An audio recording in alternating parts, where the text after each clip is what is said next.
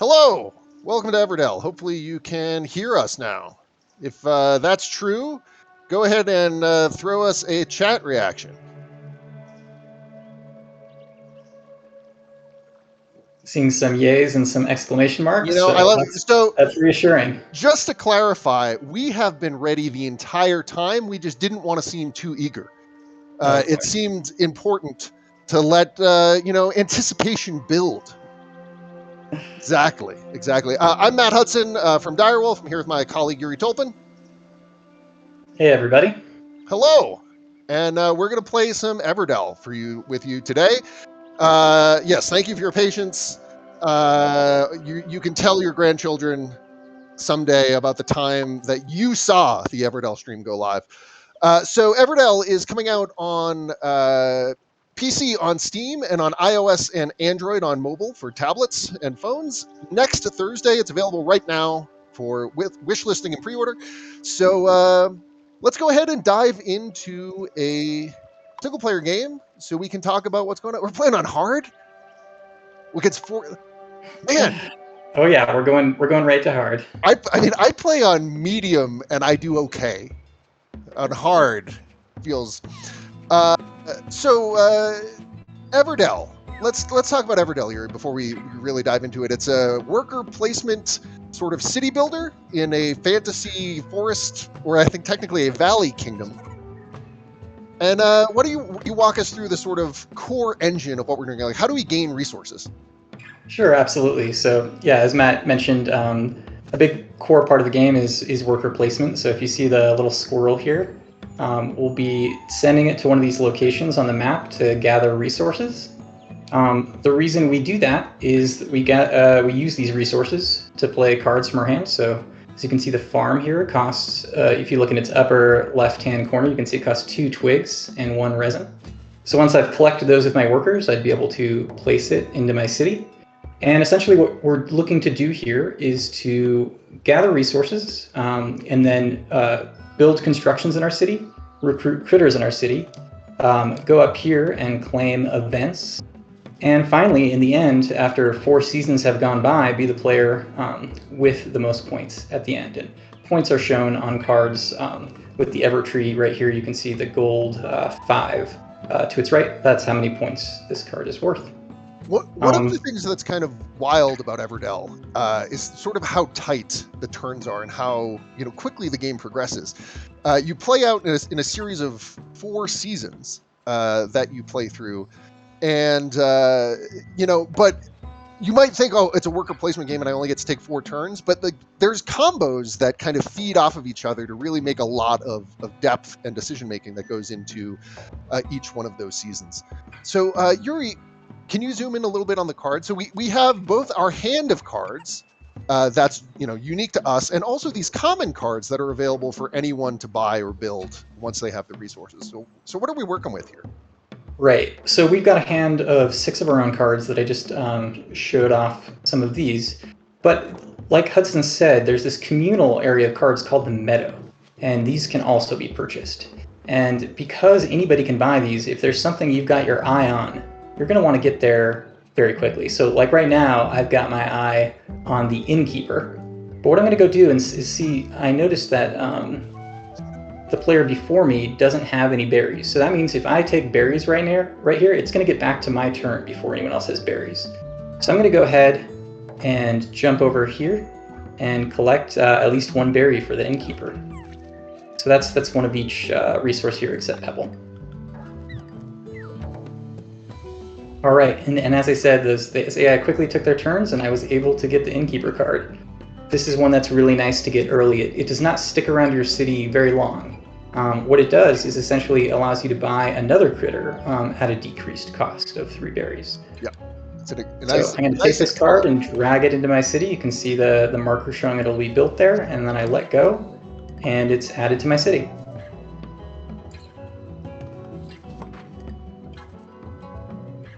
So in this first winter round, as we get ready for spring, we're going to get 2 workers that we get to place, and then we can buy as many cards and things like that as we can afford.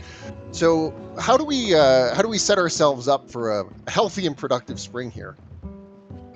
Well, one thing that I really like to do is to get cards that will pay me off over the course of the game. So one that I'm eyeing right now is this Historian card, which every single time I play a critter or construction, I'll draw a card.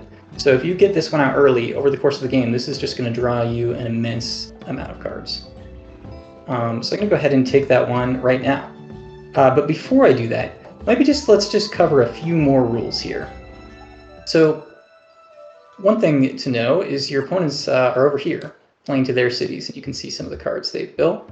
There's also different card types. So the Resin Refinery here, as shown by the green icon to the left of its name, is a production card. And productions will do the thing they say in their text box once right when played, and then when preparing for spring and for autumn, they will trigger again, kind of associated with the seasons, where you would get a nice crop. I would like to get a production card in, but I'm not seeing a good option, so I'm going to go ahead and take the Historian, which I think is also a good play. And now I'm being offered this option to use my Innkeeper here, which I will. And lo and behold, my Historian is ready to use. Hedgehog is gathering some resources, and the turtle has prepared for the next season. I do want to go up here again to these events.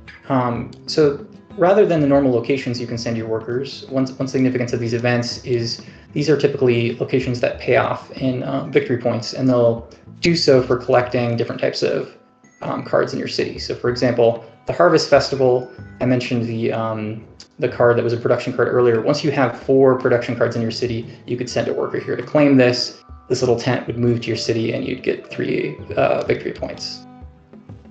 There's more, but we'll go over those a little later. Real quick, for those of you just joining us, welcome. We are playing Everdell Digital, which is releasing next Thursday, the 28th. It is available for wish listing now on Steam, and will be out on PC, iOS, and Android next week with Nintendo Switch following later this summer.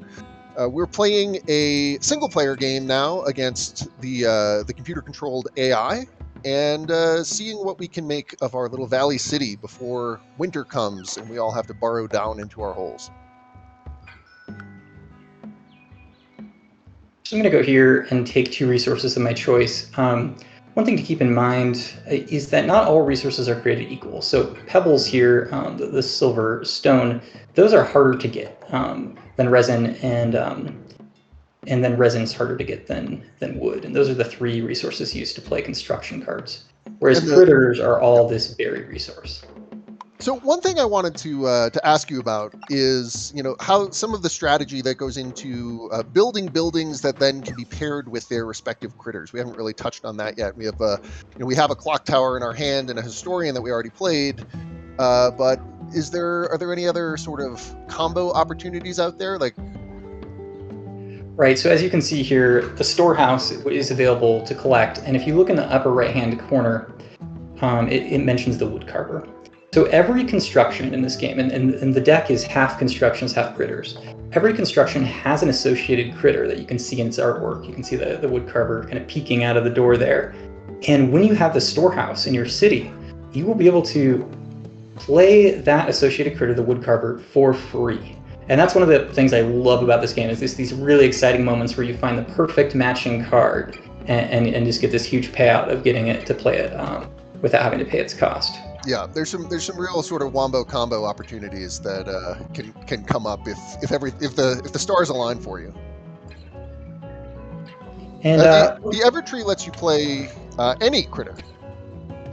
Yes, yeah, the Evertree is kind of the named after the giant tree we see up here. It's a key part of the lore and the story, and it is really the thing sheltering the whole valley at which we build our cities in. And this has the special ability of being able to chain in any creature in the whole game. And if you're like me, once you build the Evertree, you get super greedy, holding out for a king or a queen or something, some really expensive thing that you can pay off with the Evertree, and then at the end of the game, it's only worth an additional extra point because you got stuck with a ranger or something. It's important to always be as greedy as you can. Of course. And in fact, the Evertree is one of the cards that inspires the most greed. It gives you 1 point for every other prosperity card in your city. And prosperity cards tend to be quite pricey, so to really pay off and get a ton of these is quite the dream. Prosperity cards, unlike production cards that I mentioned earlier, just have an effect that happens at the very end of the game. So they are cards that give you bonus points and typically things you want to invest in the later game. Hey, James, thanks for joining us. Welcome. Hopefully we don't say anything wildly incorrect. And if you see any brutal misplays on our part, kindly keep them to yourself. We've got it. We've got it for now. Welcome. Thanks for joining. Everyone say hi to James, the designer of Everdell. Glad to have you with us. And I saw a question if there would be a tutorial, and absolutely there is a tutorial in the game that walks you through in 3 different sessions how to play. Yeah, depending on how long this first game goes, we might take a look at some of the challenges that are new and unique to the digital version afterwards. Does the game show you how many spaces are left in your village? If you look, can you zoom in on your the little signpost? It tells you how many are occupied. So right now, we have 2 cards in our city. We have a maximum of 15 plus or minus based on other critters that might wander through. It means wanderers take up no spaces in your city. Right, and this actually, the 2 here wouldn't show the wanderer. This is just cards that are actually taking up a slot in your city, and once this reaches 15, you are full. Yep. So it's come time to do something a little different. As you've seen so far, we've been alternating between sending out workers to collect resources and playing cards to our city. But now we've run out of workers and we don't have any cards we can or want to play, so we're going to prepare for the next season, which is spring. And there's actually this handy little reminder here. If you Moz the season that you're in, right now the season I'm in is winter, there's this prepare for season overview that will tell you your current season and then what happens in the various seasons. So when we go to spring here, we're going to gain 1 new worker and we're going to activate all the production cards in our city. In addition to the usual rule, which is when you prepare for season, you take all the workers you placed on the map and you bring them back for use again. One other thing that we neglected to mention earlier is that if you see each of these workers out here that are sitting on these stumps, they're blocking that stump from being used. So in this game, for most spaces, once a worker's there, no one else can go there. Now there is an exception for that when you see the open paw prints. They will allow multiple workers. They're called shared spaces, and they'll allow multiple workers to be played there. All right, so we're going to go ahead and prepare for spring. So you can see our squirrels popping back, and the thing that just popped up here is our production building, the storehouse, which is allowing us to add some resources to it that we will later collect. We've got a question in chat. Everdell will be $19.99 on Steam and Nintendo Switch, and $9.99 on iOS and Android. It'll be out on Switch in a few weeks, later this summer, and Steam and iOS and Android are coming next Thursday. So it's almost time. It's almost time for winter and or spring if you can't handle the depths of summer. So we're here in spring now. We are, and it's our turn to place a worker. And one thing I would love to mention here is the distinction between the basic locations and forest locations. So if you look at the meadow and then look to its right and left, you'll see locations that are raised on these stumps.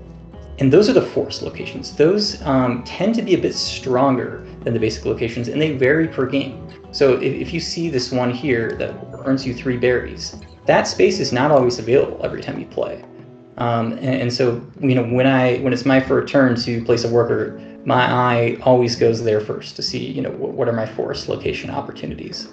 One of the things that's also kind of wild that goes into that, and like a real strategic element of the game that I think is really sharp, is that all of the players might be in different seasons. And so sometimes what you have to do is to sort of maximize the value, or like you might see that like right now, maybe the hedgehog is occupying a space that you really want, but has already placed all of their workers and is getting ready for the next season. You can kind of time your own, worker placement so that there's a new availability if you can sort of sequence your actions correctly. It looks like we're under attack from a stream that's raiding us. Hello, welcome. Playing some Everdell Digital. All right, so it's our next move here, and Matt, I'm going to put this one in your ballpark. Where do you think we should go? Okay, let's see where we're at. I've been watching the Twitch chat, so I don't even know where we're at. Can you zoom in a little bit? Yeah, absolutely. So I like at this point. Let's see. I'm first just seeing what we have here. Do we have? I've been a big fan of the clock tower as just a long-term investment that can really pay off if we can do some smart worker placements.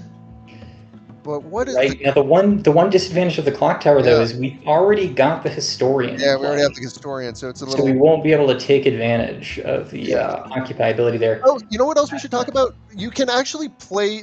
Are there any open locations in our opponent's cities? We haven't talked about that. No, there aren't, and there would actually be a helpful little reminder that they have one up in their player HUD, if there was. So another one I'm eyeing here is the courthouse. Yeah, courthouse is good. So, but we need. So we're only 2 stones off from the courthouse. We are, but the haven is available. Yeah, can we haven? I'm super greedy. I love to dump my entire hand. There's nothing that feels better than dumping your entire hand to haven and then like visiting the post office and drawing 8. It's so good, so good. So yeah, if we go to the haven, you can you can discard as many cards as you want, and for every 2 cards you discard, you can choose any resource. So it's a great way if we want to. Yeah, the clock tower is probably good to go. Yeah, maybe the architect is the 4th one. That seems reasonable. And so for this, we can get 2 stones, which on our next turn will allow us to play the courthouse. And once you have the courthouse, if a judge flips up somewhere, we can play that for free, and that's a really great accelerator to help get things going. The other one I'm always a sucker for is the university, which lets you basically cycle existing assets into future things, which feels real good. One thing I wanted to note there, one reason I didn't feel quite too bad getting rid of some cards in my hand is you do have an 8-card limit for how many you can hold. And we have the historian here, which is going to be drawing us a lot of cards this game. So by discarding cards, it's actually opening us up to not be stopped from drawing new cards with the historian. So here, I mean, looking at of the cards in our hand, I mean, there's some pretty heavy resin requirements. That seems like it might be a thing. We're tracking against. Yeah, we're not especially close to any of the objectives. Yeah, I think I'm drawn to the forced location here that's going to draw us a couple cards and let us grab a resource of first choice. 2 cards in a random, yeah. Just always stone, always stone. Yeah. So if you don't have anything, if you're not being pulled particularly. Oh, let's pause for a second here. The hedgehog just acquired an event here. So as we can see, zooming in, the city monument is now over in the Hedgehog City, and they were able to claim that because they have 1, 2, 3 governance cards, which are the which are the blue cards. So one thing to look at here is if we just do a quick survey of scores, we are currently in 4th place with 5 victory points compared to Mouse with 10, Hedgehog with 7, and Turtle with 12. So we're going to have to do some work to catch up. This is why I'm just telling you, playing on hard, man, you got to know what you're doing. You got to be sharp. Yeah, we are the underdog at the moment, but have invested in some cards that should be paying us off as we go here. Yeah. I think I'm going to go ahead and grab the fairgrounds. So we haven't talked about this, right? So when we go to summer, we're going to get to draw these cards into our 2 cards into our hand, which is a great way to squat sort of on specific things that there's. When you draw them into your hand, you can make sure that nobody else plays them, but you can also be a little bit greedy. And, if you want to draw other things and try to hit your chance, it depends on how much you want to press your luck. Team Yellow, yes. Playing on separate devices will require the install from the store of the respective thing, but you do have a single account that is cross-platform. Somebody asked what's the benefit to claiming an event. And if you see here, these events have a little 3. That means they're worth 3 victory points, so they're contributing to your end game goal. And now, before we take these cards, would be a good time to refresh ourselves on the special events up here. Yeah. What do we? And you can see them here, but also one thing that's really cool, if you want a reminder of those, you can actually just moz this tree icon here, and they'll all pop up and be viewable at once.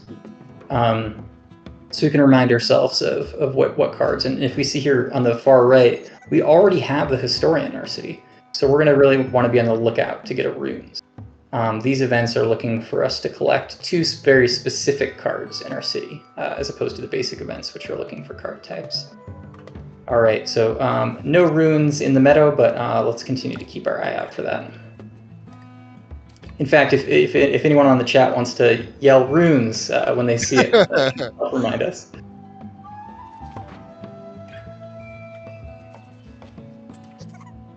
One of the things that I really love that the ruins definitely lead to, along with the dungeon, is how there are cards like the Postal Pigeon that just flipped up that's worth 0 points at the end of the game, but does take up a slot in your city. So you can actually play the Postal Pigeon, and you might, hit a good card off of it that it's going to bring into play. And then later, if you have things like the dungeon or the university or the ruins that you can use to get rid of some of the low value cards that are cluttering up your city to make room for higher point value stuff, that's part of the sort of combo engine that can really help accelerate you. I'm not saying we should do that here, but it's one of the, because we don't have any of the current ways to get rid of anything. So I noticed something pop up here that we had discussed before, which is sometimes players will play what are called open destinations in their city. And destinations that you can play to cities are new spaces to go on the map, essentially. And there's a nice little reminder. If you look up here on the hedgehog, they've got this glowing banner. That reminds you that, hey, you should look over in their city. So we're going to click that. It's going to zoom over to their city, and we're going to see, oh, they have an inn here. And going to the inn will allow us to play a critter or construction from the meadow for 3 fewer resources of any type. So that little icon there with kind of the bowl of various resources is any resource. Now when we do this, because they own it, if you see that open sign with a 1, that means that they will gain a victory point. But that is far worth it for a great space such as the inn. Let's take a look at this meadow and see what we might want to grab with that ability. Some potentially appealing ones would be the lookout here. This costs 3 resources, so we'd be able to get this in play for free. This would be a destination of our own, notably not a open destination, so only you would get to go here. And this will allow you to copy the effect of any basic or forest location, bypassing the usual restriction, which is that those often get taken up by other workers and are unable to be used. So that one is looking appealing to me. And if I remember right, it may have been even in one of the... it was not. Okay. Another option here would be the Harvester, but there's no Gatherer to pair with it. And the Postal Pigeon that you mentioned earlier. But I don't know, I'm kind of leaning to the Lookout, unless, Matt, you feel strongly about anything in particular here. No, I think the Lookout's fine. It's a great way, if we hit some Wanderers that can come in, we'll draw a bunch of cards, won't take up space in our city. I think, and the Lookout also gives you some more flexibility because basically by copying some of these other locations, it makes it less of a problem if your opponents are, sitting somewhere that you're trying to get to, because you can use the Lookout to go do it too. So what just popped up here was my courthouse is allowing us, because we played a construction to gain a resource of our choice. So we're going to take the pebble. The Queen is in play. The Queen is a very powerful critter. It costs a lot more berries than your average critter, but has a fantastic ability and is also worth quite a few points here. And that's the palace that plays the Queen for free, is that right? Yes, and we do have the palace. So I think this gives us a new target here, something to shoot for. So if we can get that palace into play, we can play the Queen for free, which is, feels like you're living the dream.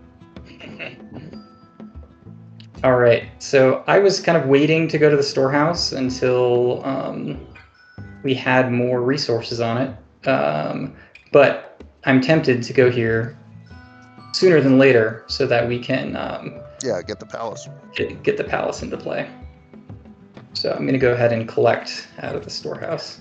The storehouse builds up resources over time, and the longer you wait to pay off, the more valuable it gets, which is, always a temptation.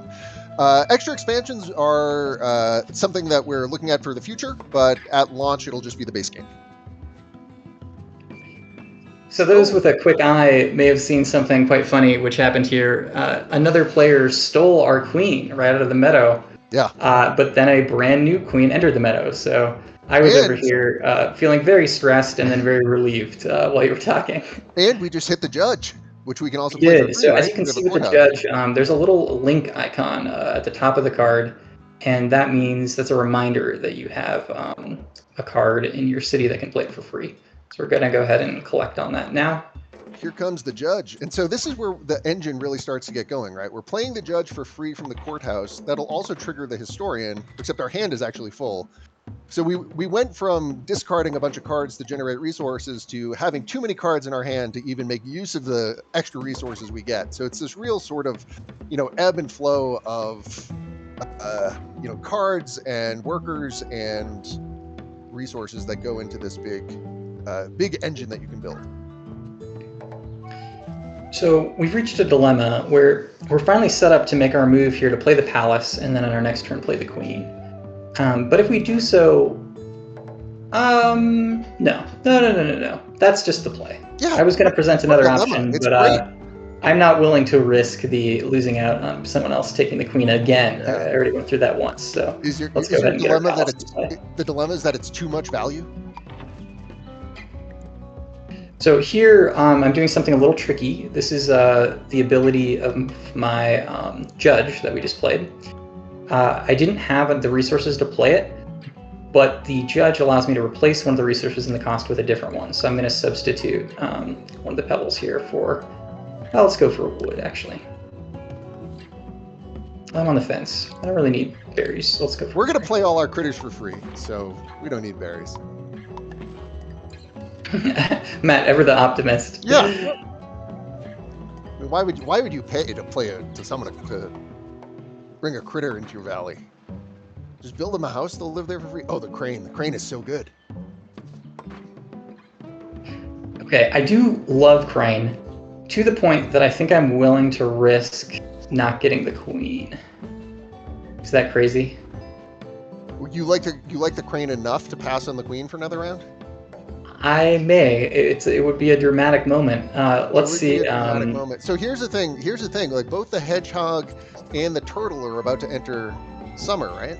I was just going there, and I think that might make it too rich for my blood. I was checking like how this could go wrong, and I think them taking the queen. That's such a beating. When they prepare would be potentially the thing. They're on 0 workers, so they are very likely to do that. I mean, they have enough resources. They might play something, but.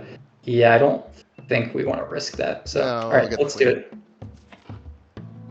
It flies in the face of my theory that you should never not be as greedy as you can be, but let's see what happens. Yeah, okay, he just bought the crane. Oh, nope, see, the turtle went. I mean, we don't know for sure they would have taken it, but very possible. We do have a wanderer we can play for free. But it's not going to do much for us right now because we're at our max hand size of 8 cards. So is this an opportunity where we could do something like go nuts in the Haven, generate a bunch of resources, the next turn Wanderer for free? Is that too much? No, I think that's pretty reasonable.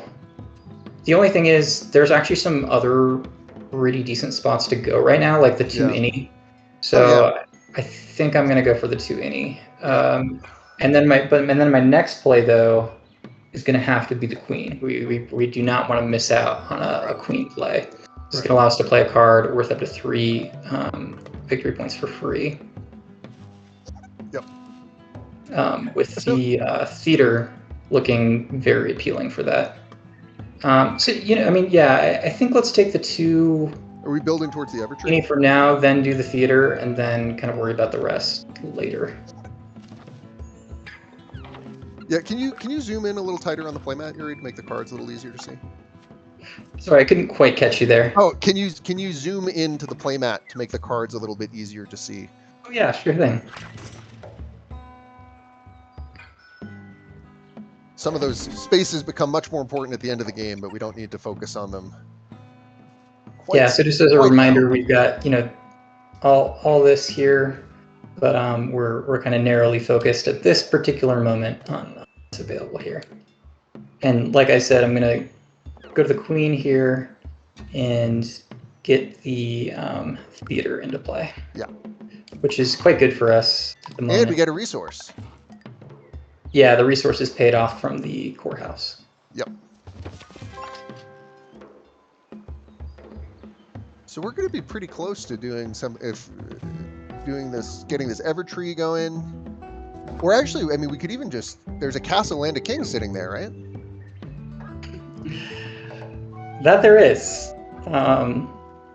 Notably, just want to kind of pay off the theater here. This is +1 for each unique critter in your city. There's a little reminder there of how much that's worth. So right now, the theater is worth 6 BP total, which is quite strong and maybe even better as we continue to play cards to our city. So now we have a moment. We have a choice here where we can prepare for the final season, autumn here. We'll get 2 new workers, activate all the production cards in our city, and get all our workers back, or we can play another card. But I'm not feeling super drawn to any of the cards right now. Like, for example, the wood cutter is going to let us convert wood into victory points, but we don't have much wood to do so. So I think I'm ready to just go to the next season if you are. Yeah, I think that sounds good. Nari, there are a series of challenges that are sort of like a campaign in the base game, yeah. Oh, I think they're referring to Rugwarts, which we also do have. Rugwarts is a series of games that you play against an automated opponent that follows their own rules. And I'm really happy and excited to say that we did include that as well.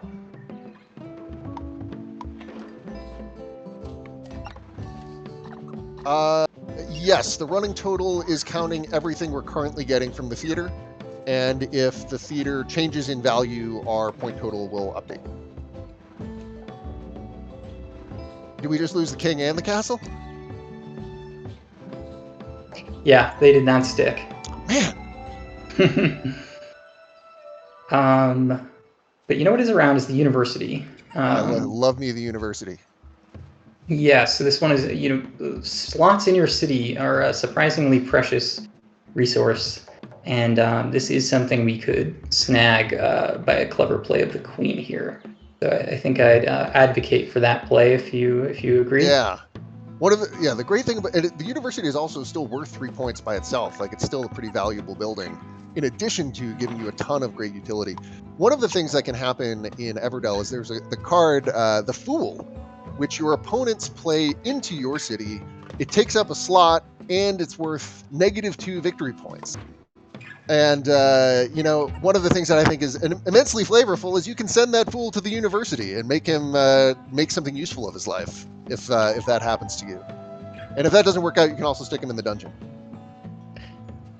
So of note here, the journey is a spot we haven't talked about. This is now open. So this is an area where you can go to discard cards and turn them into victory points. It is blocked for the first 4 seasons, but it's available now. And I think it's really the perfect play for us at this moment because we want to free up some room in our hand to draw some cards with the Wanderer. We have too many cards. I think the Mine, the Peddler, the Harvester, certainly the Clock Tower is not going to do anything. That's 5, right? Yeah.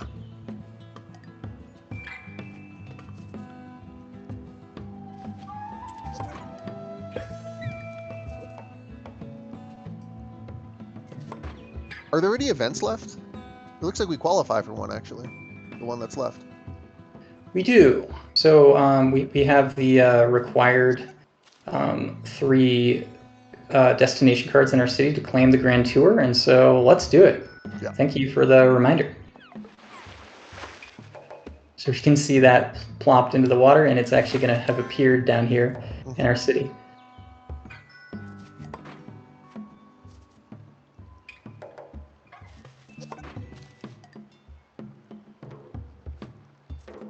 Oh, the doctor. Ooh. doctor is in. And it's free because we built the university. A Right. university just paying off so much value. Yeah. I definitely want the doctor. We don't have the berries to convert at the moment. But the two spots that can convert into water berries are blocked at the moment. So we could put it off. Can we? Yeah. I just want to I feel like it's a big miss if we don't end up with this Evertree.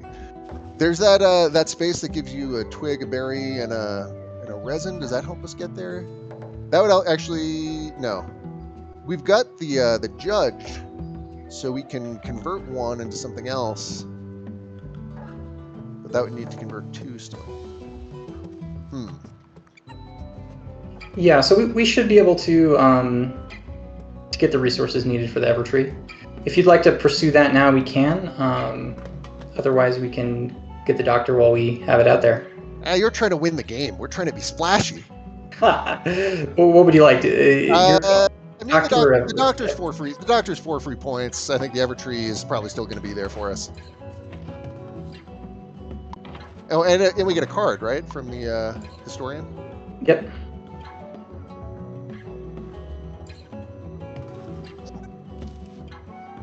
Is there a history or replay button to show what happened in a particular season? Yeah, so if you go over to the action log, you can go back and scroll through to see the moves that players have made. And in fact, if a card is mentioned, there's a little card icon here you can press to see it.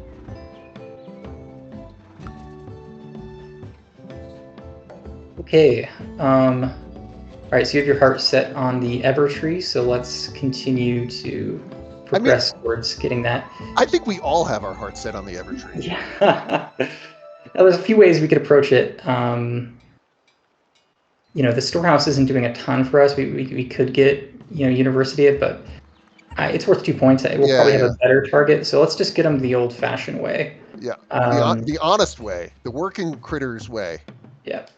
So here I could take the 2 resin space, but what I'm going to instead do is take the 2 any space to block it from other players.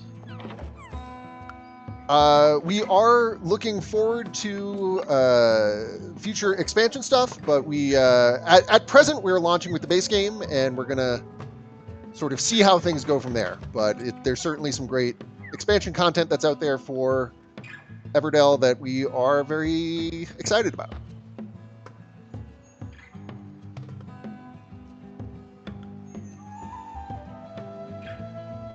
We do need 2 sticks and cards. Hey, always welcome. Especially if we're gonna do some more journeying. All right, Matt, the moment is almost upon us here. I'm ready. And this is what I mean. What are we even gonna use the Evertree to get? Well, we haven't found the perfect critter for it, so I think we're hoping for something to pop up. Let's just take a brief moment just to kind of check in on our friends here. Look at look at the competition. They are closing in on finishing their cities as well, with 12 slots here taken. Looking pretty similar in that they've each claimed an event, and the mouse actually got one of the special events up there. We are still keeping our eye out for our ruins, and let's just get a reminder of. I know we've been trying to live this ruined dream since the first turn. We've got a woodcarver. We do have a woodcarver in hand, but no chapel in play. They're not looking likely. Yeah. So let's just keep praying for that ruins to show up. And all right, let's do it. So the judge lets you replace. I don't know if that usually matters here because we'll end up with a stone anyway. Yeah, let's skip. Yeah.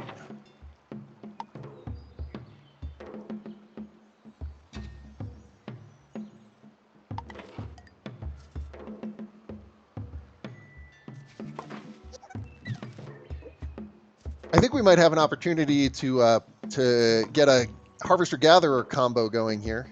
Yeah, I'm eyeing that as well. That does sound quite good to me. We can pay for one of them naturally with some berries, and then get the other one off the Evertree. Now, I am starting to be concerned that we're going to get to the end of the game here without having actually filled our city and Yeah. taken advantage of all our slots here. I mean, we're winning though, so. Yeah, but clearly something went wrong. I think we got a little greedy earlier with using all our resources for the big cards, and yeah, haven't taken advantage of our. Yeah, with only one worker left, we may want to use our university here. For what? To have fewer structures?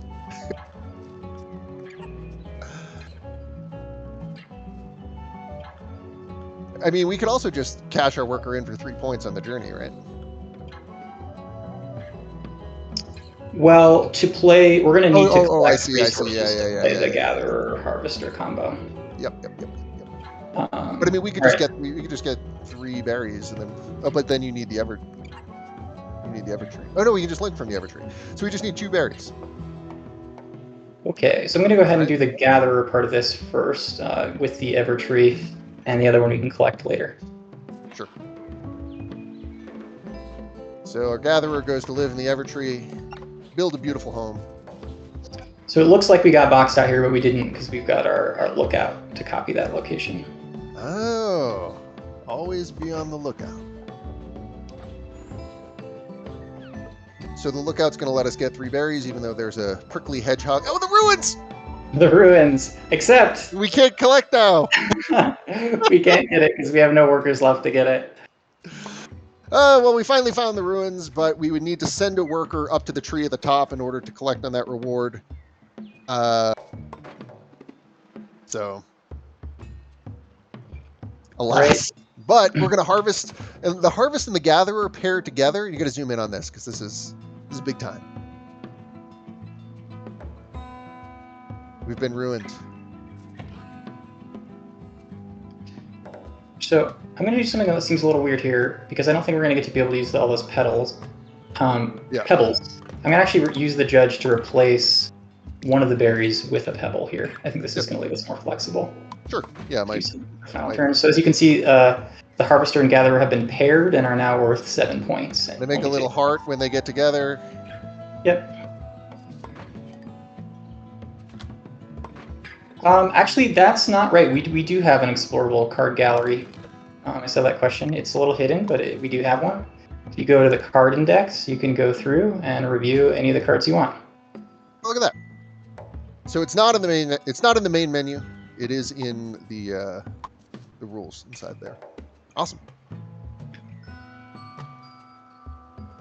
Okay. Let's get our wood carver in. That's worth 2 points. It's not nothing. Yep, and we're playing it for free because it's associated with the storehouse. Ah, we drew an Innkeeper. That's going to keep us in the game a little longer. That move I made where I substituted one pebble for a berry has paid off here, and that it set us up for the Innkeeper. This is big brain time. And I think we're going to actually make this substitution again. No, because maybe a crane will pop up.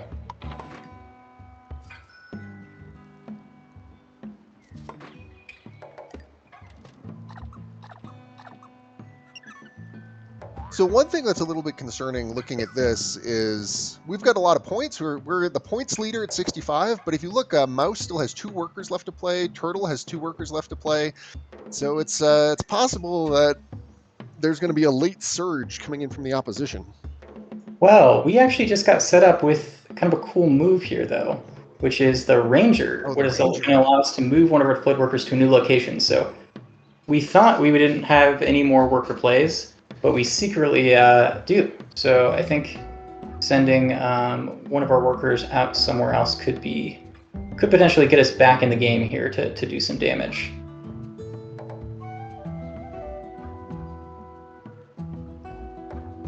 In fact, one big play would be gathering a bunch of resources with the university. For example, the storehouse could get us back into being able to do some stuff. The safest move might just be to, pop over the journey and get a couple points. But if we wanted to go nuts, we could try to do so.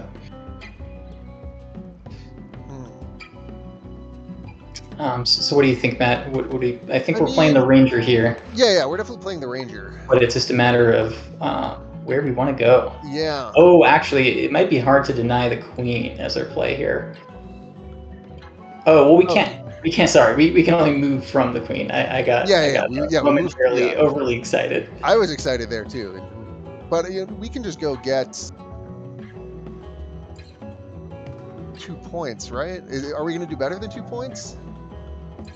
Because if we go to the university, we're going to have to cash something in, right? So if we cash in a 1 point thing, we don't have any zeros. We'd have to net a 4 off of it to do better than 2 points, right? Yeah, I think there's probably some better options than the Journey, but it's close.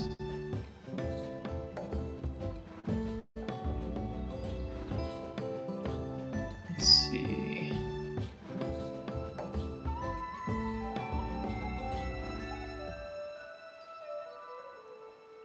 Man, is it close.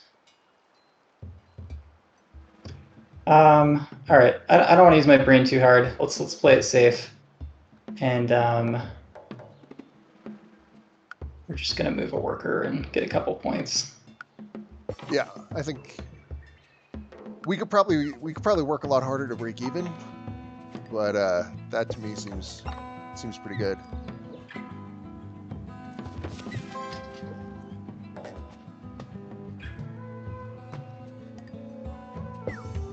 Now we can still. The monk doesn't do anything now.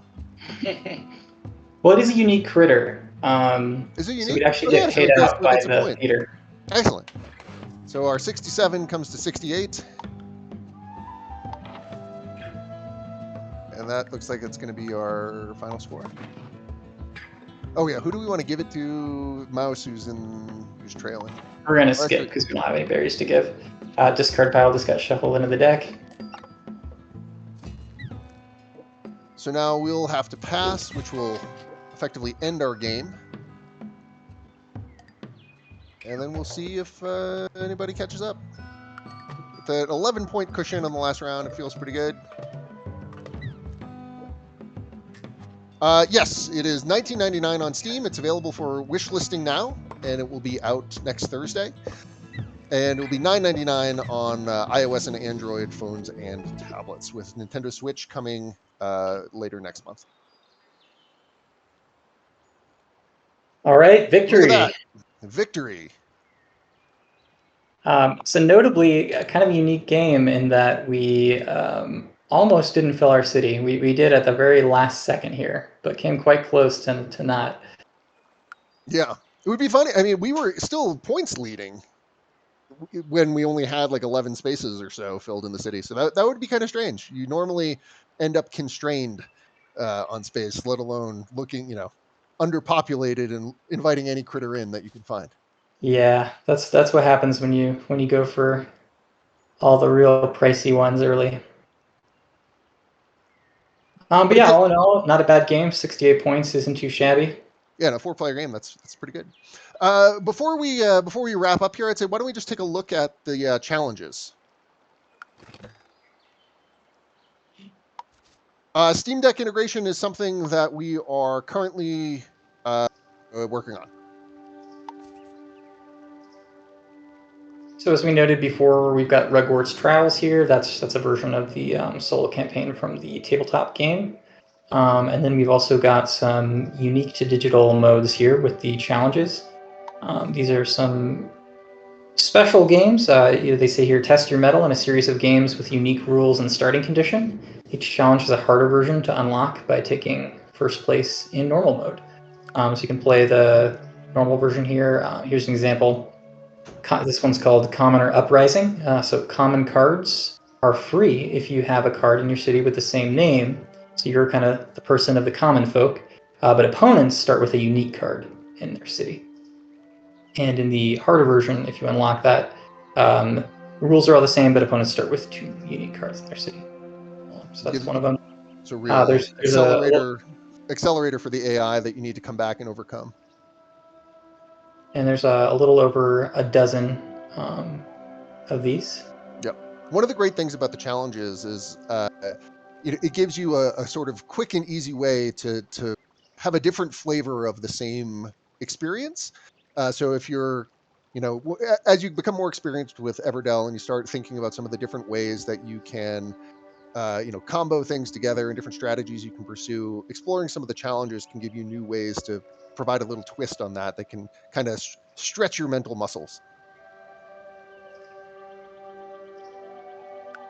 But yeah, so this is Everdell.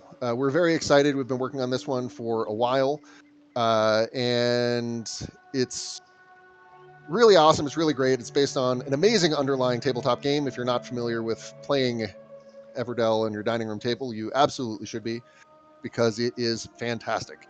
We're really excited to sort of bring the valley to life in a digital setting, and we can't wait for everybody to get a chance to get into it and build their own civilizations, teach us a thing or two about how it all fits together, and see what you can make of it.